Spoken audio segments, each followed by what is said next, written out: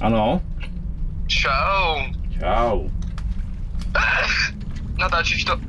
Zkusíme být co nejvíc věrný tomu, jak se ti to zdálo, a právě začal bych tím, že to poskládáme podle těch timestampů za sebe. Ideální by bylo podle mě mít třeba, já nevím, aspoň 60 momentů. Vínečko. Teplíčko. Všechno máme. Star Wars 3.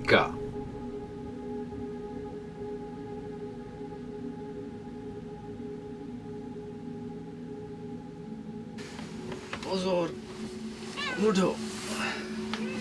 Posuň se. Mrzoute, slyšíš?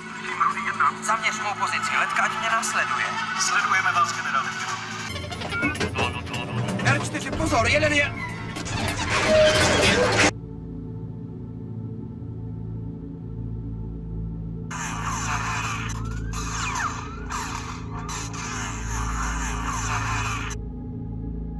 Už teď vím, že mě bude štvat. Jak tam bude pořád ta hlavní ženská umírat.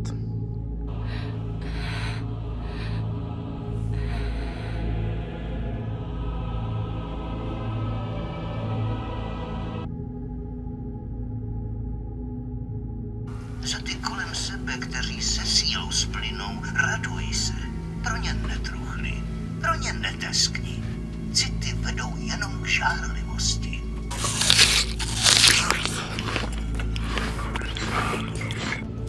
Generále Grievousi, čekal jsem, že jste vyšší.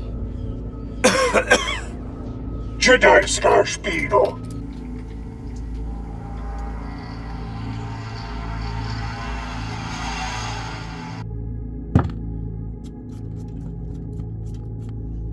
Začínám usínat, takže aktivuju brzdu spánku.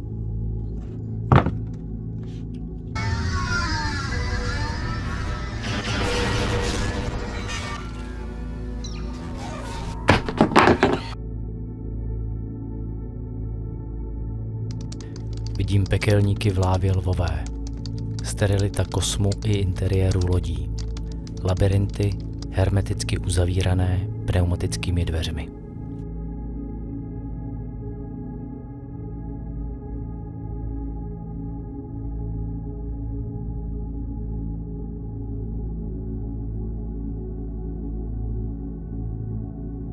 Zkusíme v tom najít tu linku toho, kde je to Star Wars a kde seš ty jako člověk a kde se to protíná.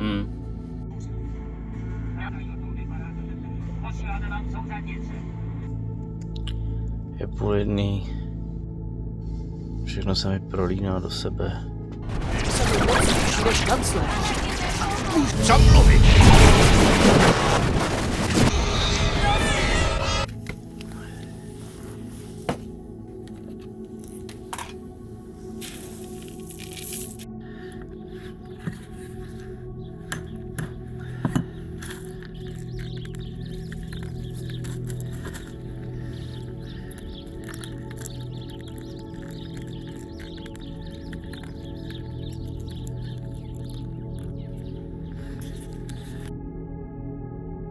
Ale je to experiment šílený, takže uvidíme, ale něco vznikne a minimálně vznikne zajímavý film o tom. Když člověk usíná, tak se mu propíše do toho snu audiostopa z toho, co slyší z té reality, ale mozek tam připraví úplně jiný obraz. Ale na ten nový obraz v tom snu absolutně dokonale sedí ta audiostopa z té reality. Zdají se mi mluvící psi v útulku. Jeden z nich říká: měli bychom odletět z tohohle hrozného místa. Máme na palubě slečnu Padmé. Ano, prosím, prosím, rychle. Měli bychom odletět z tohohle hrozného místa.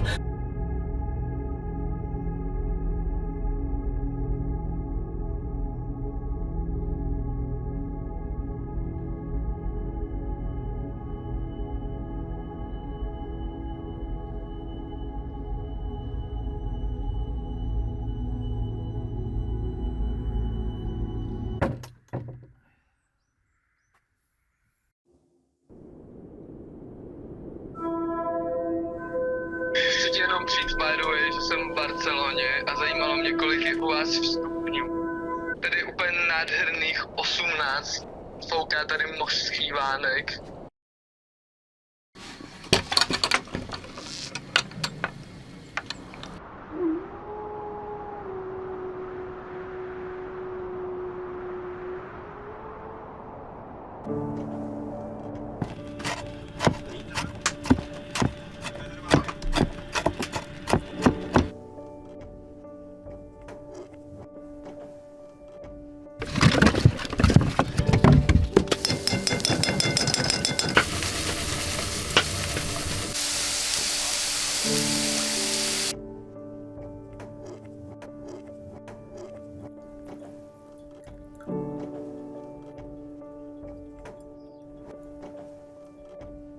Je tady další den, dávám si panáka voleje s citronem.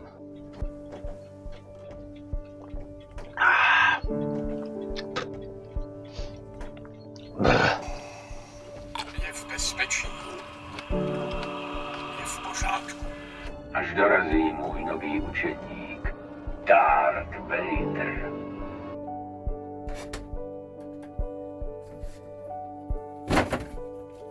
Pokud má někdo pochopit velkou záhadu, musí ji studovat ze všech stránek. Vanďáčku, Nazdar. nazdárek. Pátý shlídnutí, to byl masakr. Se to rozproudilo, přestal jsem přemýšlet. Matka ve mně vkládá důvěru.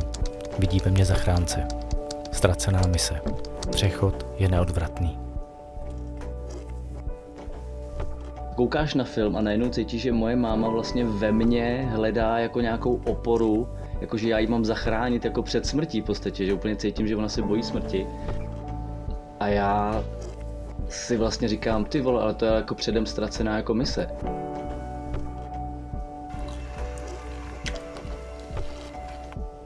Tvému impériu? Nenuč mě, abych tě zabil. Fascinuje mě prázdnota interiérů. Věci v podstatě neexistujou. Všechno je uklizený, jak v márnici před pohřbem.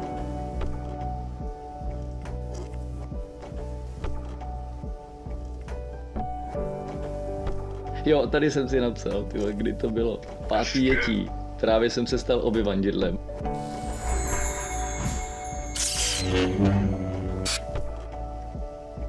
Obyvandidlo! Kámo, to bude hrdina toho filmu. Obyvandidlo. Obyvandidlo Kenobi.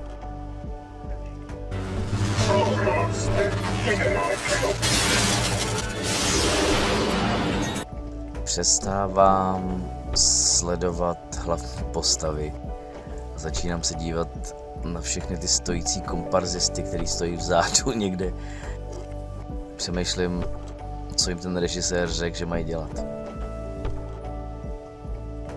Leje, slejvák buší do střechy, brodím se bažinou, zapadám do močálů a řvu.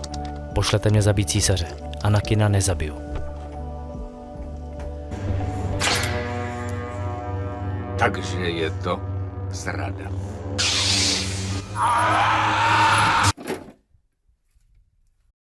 Kolikrát už si ten film viděl? Ještě jednou. 7krát. A je dobrý se na to taky dívat jako z pozice různých těch postav. To jsem taky zkoušel, že se na to díváš prostě hlavně jenom z pozice třeba tý ženský. To je strašně hustý. Ty si, kámo, ten film prozkoumal skrz naskrz, ty už víš, jak všichni přemýšlí. Ono ti nic jiného nezbyde, protože na to zase musíš koukat. A ten film je dobrý vlastně, je to dobrý. Já jsem byl úplně, poprvé jsem byl z toho úplně zničený, prostě si říkám, ty vole, jako přeměna... To je sračka. Strašná, prostě přeměna Anakina v Dartha Vadera mi přišla úplně plytká. Mám pocit, že koukám na Pyšnou princeznu. Co se s tebou stalo, Anakine? Co budeme dělat?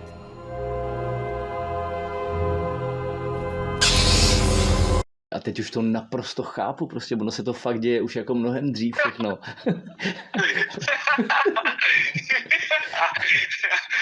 I get it now.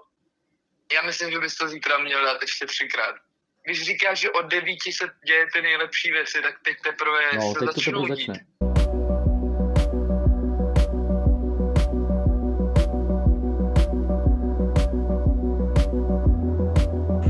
Ten dubbing je strašný. Poštval jste ji proti mně!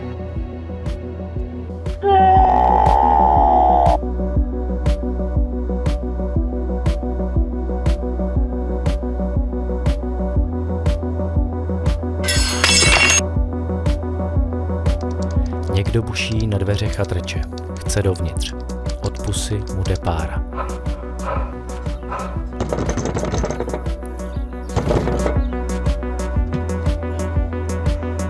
Anakine, pomoc!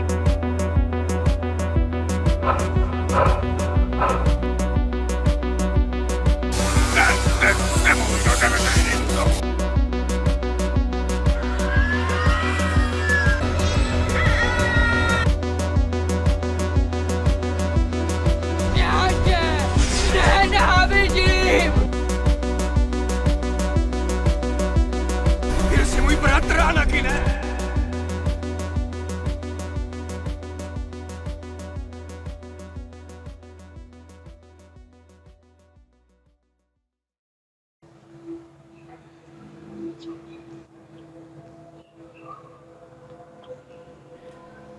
Kostnice. Všude až do stropu vyrovnaný kostry lidí. Chodím chodbama. Koukám do prázdných důlků očí a vím, že to jsou moji předci. Vyskládaný v řadách na sobě. Vylejzám až úplně nahoru. Lehám si na vrchol pyramidy a stávám se úhelným kamenem.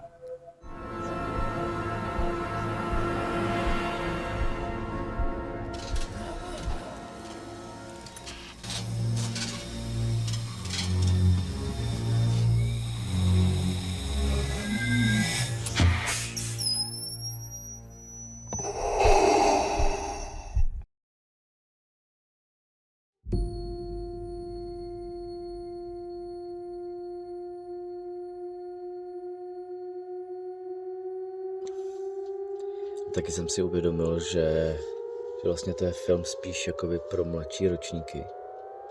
A já už se na to dívám jako zralý muž. A najednou v tom vidím úplně jiné věci.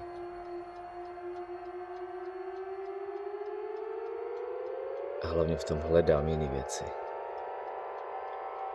A jiné věci na mě taky vyskakují.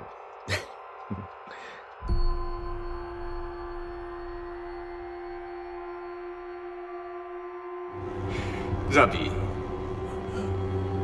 Jen ho zabij.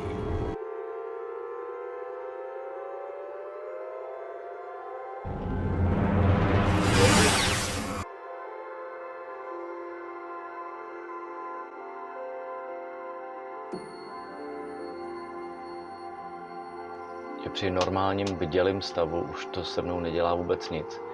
Ale zase naopak, v momentě, kdy jako přivřu oči a začnu jako dřímat a jede mi vlastně jenom audio, ten obraz zmizí, tak tam naopak se jako objevují nový a nový věci a pravděpodobně, kdybych se na to díval další rok každý den, tak prostě pořád se tam bude něco objevovat.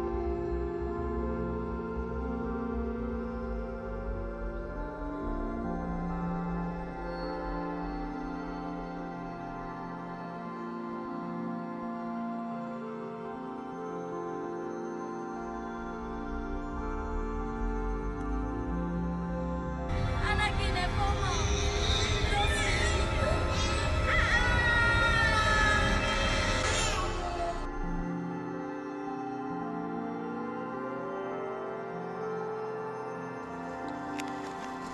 Ty vole do píči.